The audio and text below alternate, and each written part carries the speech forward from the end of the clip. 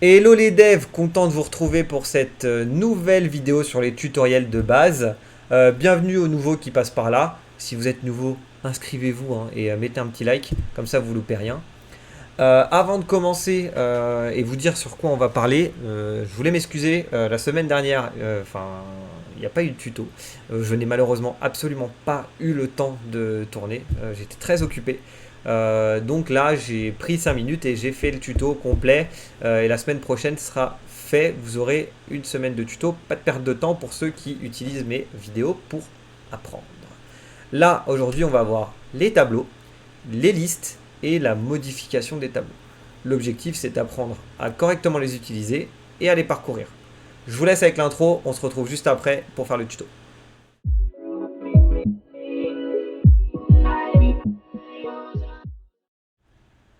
Allez, c'est parti. On va attaquer nos chers tableaux. Donc on reprend notre petit tableau et on va apprendre à boucler dessus. D'accord. Donc on va apprendre à parcourir toutes les valeurs du tableau de manière automatique. Donc globalement, sans avoir à faire tableau de 0, puis tableau de 1, de 2, de 3. Donc pour ça, vous avez déjà appris quelque chose sur cette chaîne, ce sont les boucles. Donc on a vu le for, le while, le do while. Donc là, je vais vous montrer les deux façons les plus communes de faire des boucles, sachant que la deuxième est réellement énormément utilisée. Donc on va commencer par la première. Donc le while est en général la première façon dont on va vous apprendre en informatique. Donc dans un cursus informatique, on va vous apprendre à faire des boucles avec le while. Donc pour ça, vous devez mettre en place l'index. D'accord. Donc l'index, c'est ce qui va nous permettre de parcourir le tableau. Ensuite, vous allez faire while, et donc vous allez faire index strictement inférieur à 8. Pourquoi? Puisque l'index commençant très régulièrement à 0 et devant aller jusqu'à 7, vous allez faire strictement inférieur à 8. Pourquoi? Comme ça, on va pouvoir parcourir 0, 1, 2, 3, 4, 5, 6 et 7. On va faire un petit console pour afficher sur le tableau. On va écrire comme précédemment pour que vous compreniez bien. C'est donc l'index numéro avec une concaténation de chaînes de caractères. Donc est égal à la valeur. On va mettre ici la valeur. Donc, et pour accéder à la valeur, on met tableau de index. Ce qui fait qu'on va pouvoir accéder à l'index courant. Donc la première fois qu'on passe dans la boucle, on passe par 0. Et ensuite, on va faire une incrémentation de l'index, donc avec index plus plus. Je vous rappelle, écrire index plus plus, ça équivaut à faire index est égal à index plus 1. Et donc, dès qu'on passera ici, l'index passera de 0 à 1, puis de 1 à 2, etc. On va lancer ça.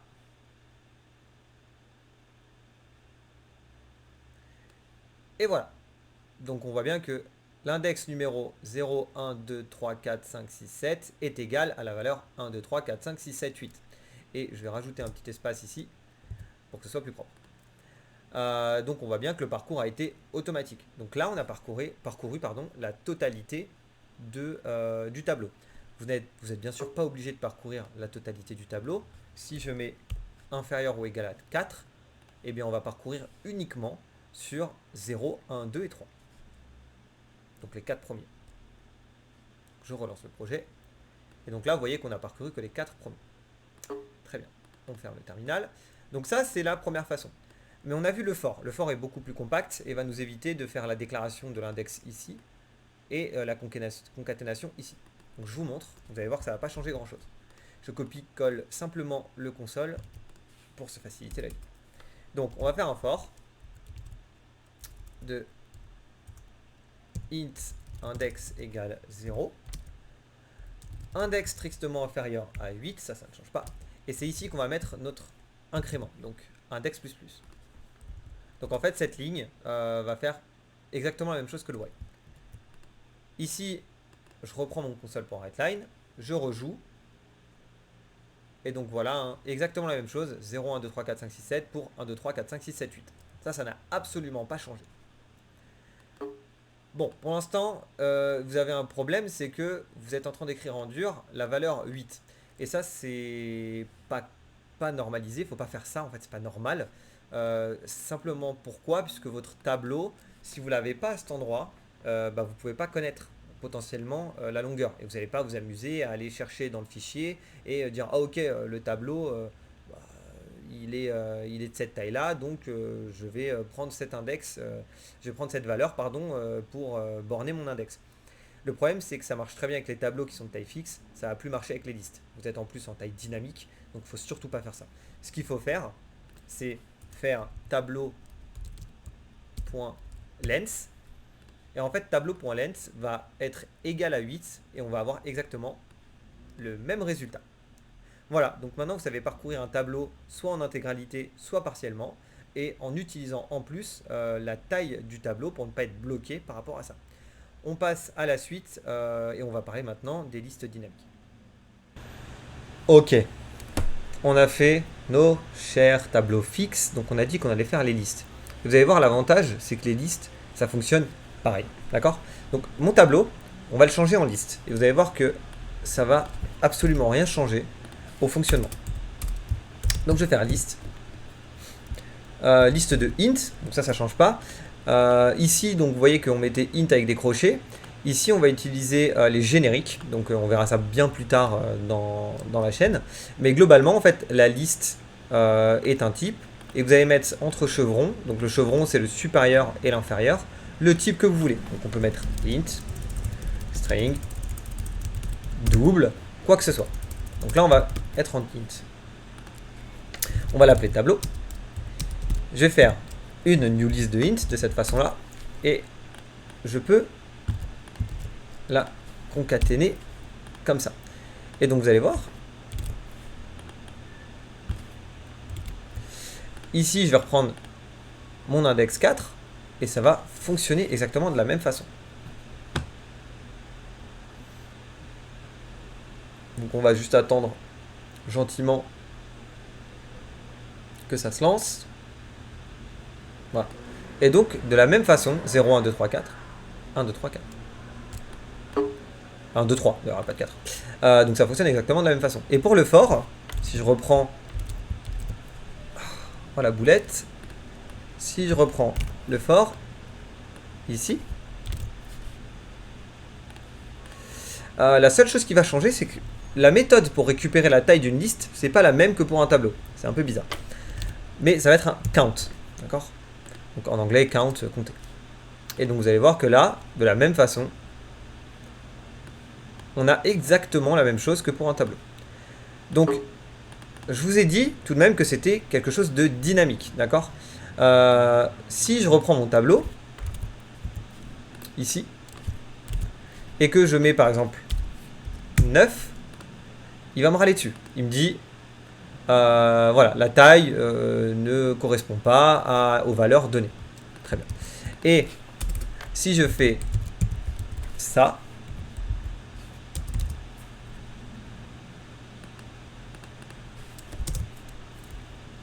il faut que je donne une valeur simplement. De 8, déjà avant 9. Vous allez voir que ça ne fonctionne pas. Voilà. Non. Ah, il a râlé. Vous allez voir que le projet va planter. Voilà. Vous n'avez pas eu de liste. Il n'est jamais allé dans le console.readline puisque ce truc-là a littéralement planté puisque 8 est en dehors du tableau. D'accord? Hop. Donc voilà. Donc maintenant, ce que je vais vous expliquer, c'est simplement ici qu'une liste. Vous savez votre tableau ici. On a le tableau.count ici qui en a 7 à parcourir. 8 à parcourir en partant de 0. Et bien ici, je peux simplement faire tableau.add 9. Et si je reprends mon bout de code et que je fais play, vous allez voir que vous allez avoir deux fois, mais hop, ici on arrive à 8 puisqu'on a eu l'ajout ici de 9. Vous voyez, on a bien la première boucle jusqu'à l'index 7 avec la valeur 8. Et ici on a bien l'index 8 et la valeur 9 qui ont été ajoutés automatiquement. Ça reste quand même assez intéressant. Donc voilà pour les listes. Maintenant, et pour terminer avec les tableaux, je vais vous montrer comment modifier une valeur dans une liste et dans un tableau, puisque vous savez les lire, en fait les écrire, c'est quasiment la même chose. Allez, on se retrouve juste après pour voir ça. On se retrouve donc maintenant avec un tableau et une liste pour qu'on puisse voir comment ça marche. Donc, on va éviter de faire les boucles pour simplifier, on va modifier une seule valeur. Donc je vais reprendre mon texte, donc index, alors je le rapetissis, hein, index 0, on va changer 0, on va pas s'embêter. Index 0 équivaut à la valeur plus tableau de 0. Ok. Et donc je vais le faire deux fois, sauf que là, je vais faire tableau de 0 égale 10. On relance le projet. Et vous allez voir que ligne 17, la première fois, ça sera 1. La deuxième fois, ce sera 10.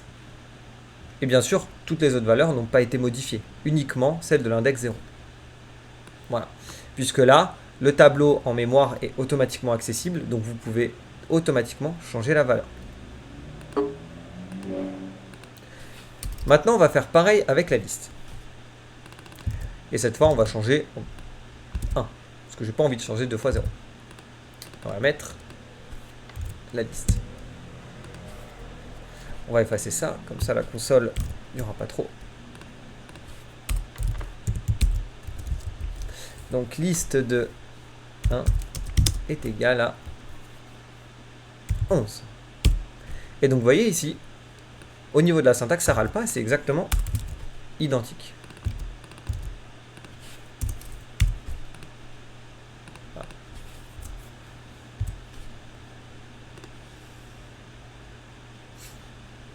Et donc vous voyez bien, c'était 2, puis c'est passé à 11. Donc vous pouvez modifier directement une valeur à l'intérieur. L'objectif de temps en temps, voilà, c'est que vous avez des calculs à faire, vous voulez stocker, où il y a une information qui change, ça peut vous arriver de vouloir changer la valeur dans un tableau. Et ça arrive même bien plus souvent qu'il n'y paraît.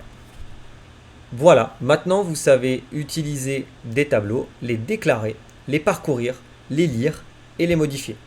Tout ce qu'il faut pour commencer à devenir un développeur débutant et commencer à faire des algorithmes un petit peu intéressants.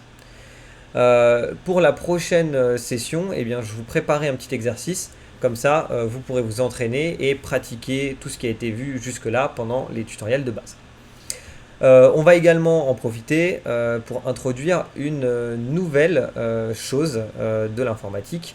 Et je vais même vous dire de revoir cette vidéo pour commencer à appréhender le problème. Je ne sais pas si vous avez remarqué, mais j'ai fait énormément de copier-coller. Beaucoup pendant ce tuto, justement pour vous expliquer les listes, les tableaux. Et en fait, c'était tout le temps la même chose. On faisait exactement le même bout de code. Donc si vous n'avez vraiment pas fait gaffe, regardez. Et globalement, ce qu'on va apprendre la semaine prochaine, ça va simplement être une façon de faire pour factoriser ce code. Donc globalement, factoriser, ça veut dire quoi? Mettre en commun une portion de code pour éviter des duplications de bugs ou des oublis de modification d'un algorithme. Donc voilà, moi je n'ai juste plus qu'à vous dire ciao les devs.